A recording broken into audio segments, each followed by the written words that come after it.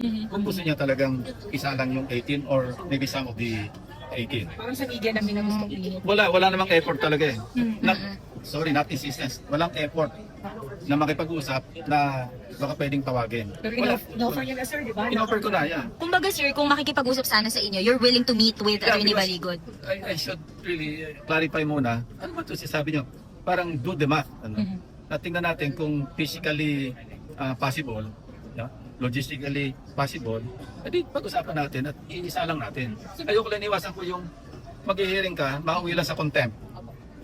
Alam mo, wala naman kami lugar dito. 18 yung ikukulong mo. Sir, bakit mo Hindi ko naman maiwasan kung merong mag-motion to cite them in contempt of the committee. So mag-motion dyan, tapos magbobotohan kami. Eko ipakulong. Anak ng puta naman, Pinky, ang dami mo na namang hanash. Ang dami mo na namang palusot. Ang dami mo na namang alibay. Wala pang ang schedule ng hearing.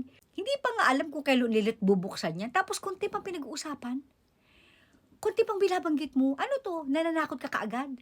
Tsaka ano yung sinasabi mo na hindi sila nag-effort? Kung gusto nila mag-witness, dapat mag-effort sila, makiusap sila sa'yo. Bakit? Ikaw bilang chairman ng Blue Ribbon Committee, ikaw ang mag-effort na kuhanin sila. Tandaan mo, hindi sila ang kalaban. Ang kalaban yung corrupt officials. Mag-witness sila para malaman kung sino ang nasa likod lahat ng pagnanakaw na ito, kung sino yung mastermind na tinuturo naman nila kung sino.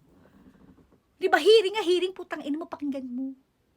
Nakakagigil ka eh. Tapos may nalalaman ka pa na bago isa lang, mag-usap muna for clarification. Ano yung ka-clarify? Anong for clarification? Mag-usap kayo sa harap ng taong bayan sa hearing mismo. Ganun dapat. For transparency, para makita ng taong bayan kung anong pag-uusapan, kung anong pinag-uusapan. Bakit kailangan kayo muna? Ano, bibigyan mo ng script? Kasi di ba, kamakailan lang yun na sinabi mo. Bubuksan mo ulit yung hearing, pero kailangan ayusin mo nila yung affidavit nila. Ano bang ayusin sa affidavit nila?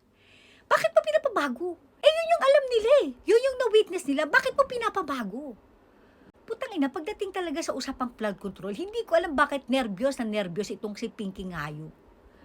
Ano ba? Natatakot ka bang magharapan kayo? Natatakot ka bang ituro ka?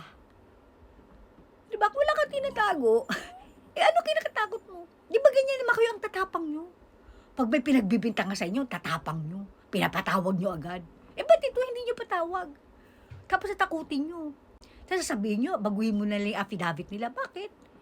Hindi pa nasisimulan? Nagpaparinig ka na ng contempt? May magkukontempt? Sino magkukontempt? Simulan mo muna para magkaalaman tartado. Putang ina to. At tagal-tagal mong pulis pang kalawakan, hayop ka. Alam na alam mo mag-imbestiga. Alam mo yung gagawin mo. Putang ina mo, wag mo nga kaming ululin.